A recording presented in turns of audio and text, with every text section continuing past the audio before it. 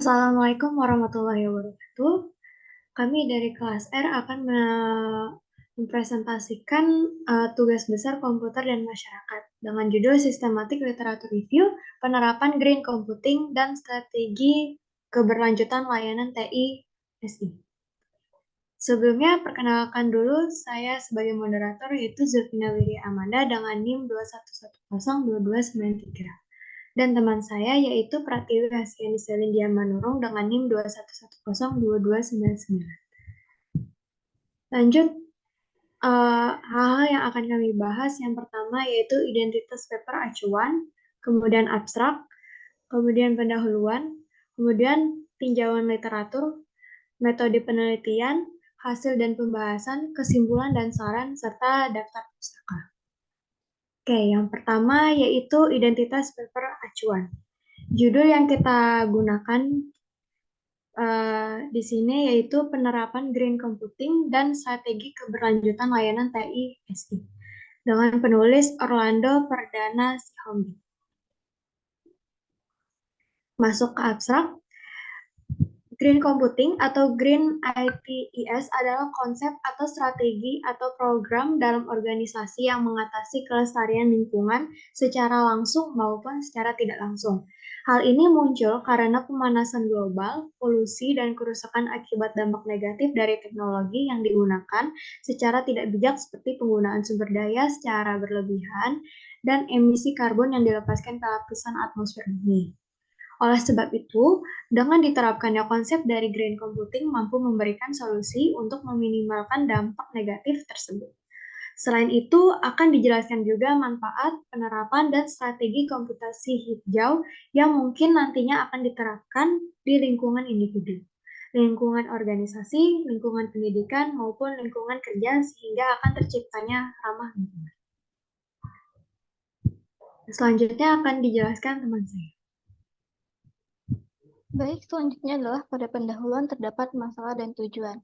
Nah, masalah yang akan dibahas di sini mengenai pentingnya kesadaran akan lingkungan dalam berbisnis terkait isu mengenai pemanasan global yang sering menjadi topik pembahasan saat ini.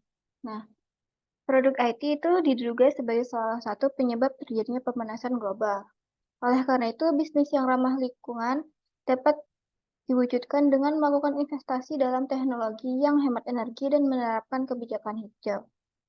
Nah, seperti yang kita tahu, pemanasan global ini menjadi isu yang sangat penting sekarang, karena berkaitan dengan masa depan lingkungan. Oleh karena itu, penerapan Green IT harus segera dilaksanakan. Oleh karena itu juga, tujuan penulisan artikel ini adalah untuk membahas secara sistematis mengenai penerapan green computing dan strategi keberlanjutan layanan IT/IS, dan juga melakukan studi sistematik literatur guna mengetahui manfaat, penerapan, dan strategi green computing.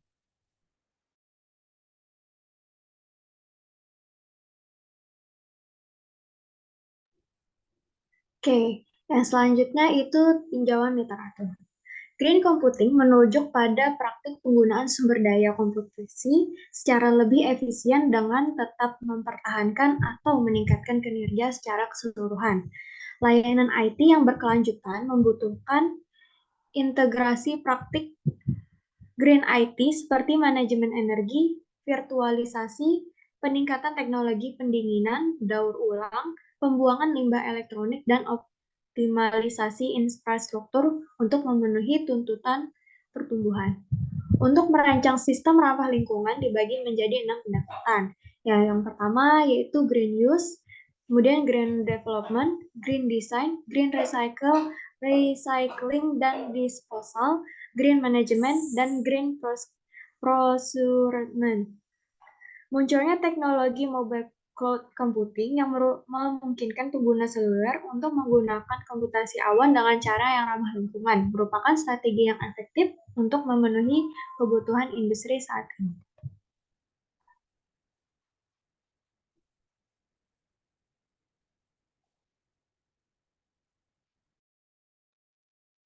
Selanjutnya merupakan metode penelitian yang kami gunakan.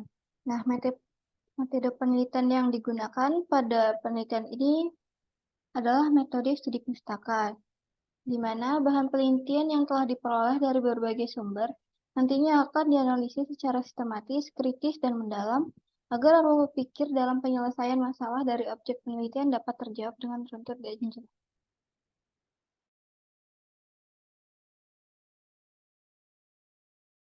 Selanjutnya terdapat hasil dan pembahasan dari penelitian yang kami lakukan. Yang pertama yaitu tentang penerapan green computing.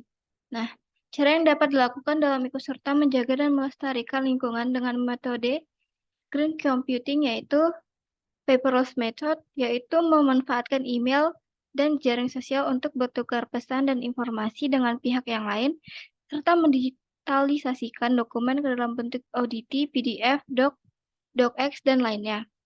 Lalu ada paperless marketing, yaitu memanfaatkan internet untuk melakukan publikasi dan marketing.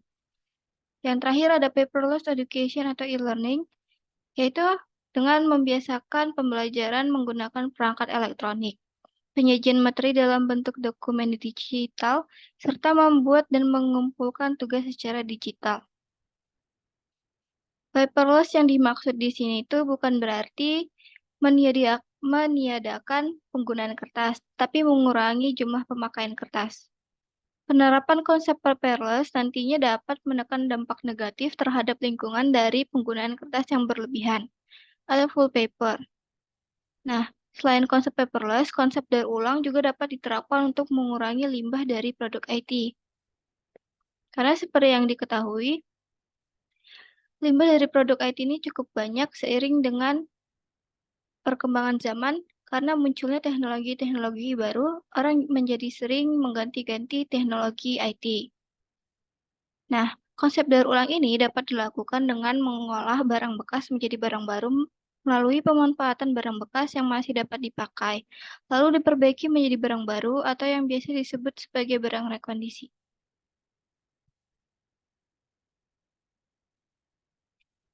Lalu terdapat pula manfaat dari green computing. Green computing ini tentu saja manfaatnya adalah untuk menjaga kelestarian lingkungan. Karena berkurangnya polusi yang dihasilkan oleh perangkat IT, meningkatkan efisiensi energi karena berkurangnya penggunaan daya, menurunkan emisi rumah kaca, dan mendorong penggunaan kembali dan mendaur ulang atau pembaharuan perangkat yang masih bisa digunakan. Dengan menerapkan Green IT, organisasi maupun pelaku bisnis juga dapat menghemat energi yang berarti dapat menghemat anggaran perusahaan. Selain itu, citra dari sebuah perusahaan dan kinerja ekonomi dari sebuah perusahaan juga dapat meningkat sebagai hasil dari penerapan Green IT. Nah, lalu terdapat pula hubungan green computing dengan nilai bisnis, pelanggan, dan sosial. Dalam penerapan green computing, penting adanya hubungan antara bisnis, pelanggan, dan sosial untuk mencapai penerapan yang berkelanjutan.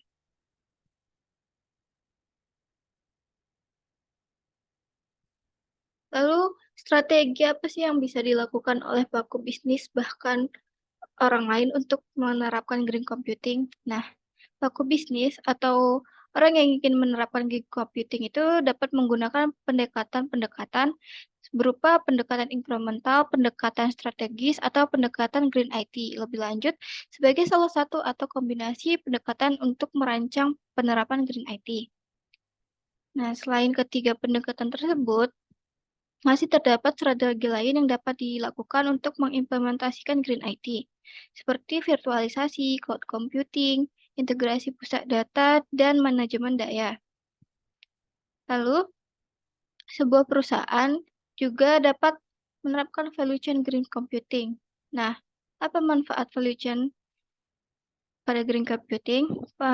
Manfaatnya itu untuk mengorganisasikan produk serta melakukan analisis terhadap proses green IT. Dengan digunakannya value chain, maka keberhasilan penerapan green IT dapat meningkat dan mengalami keberlanjutan. Pemodelan value chain dari sistem cloud seperti di samping ini dapat digunakan untuk penerapan green IT.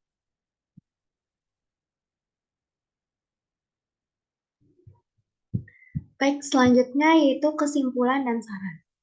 Kesimpulan dari paper ini adalah dengan diterapkannya green computing dan dengan melakukan kegiatan bisnis dan operasional menggunakan sistem informasi yang berbasis IT, maka itu merupakan bentuk kepedulian terhadap global warming.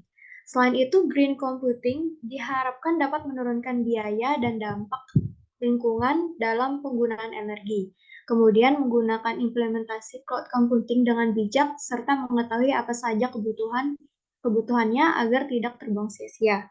Paper ini juga sudah cukup lengkap penulisannya.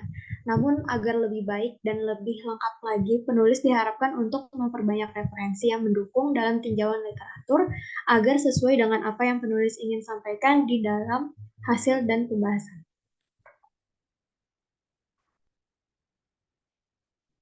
Kemudian ini berikut adalah daftar pustaka yang kami gunakan.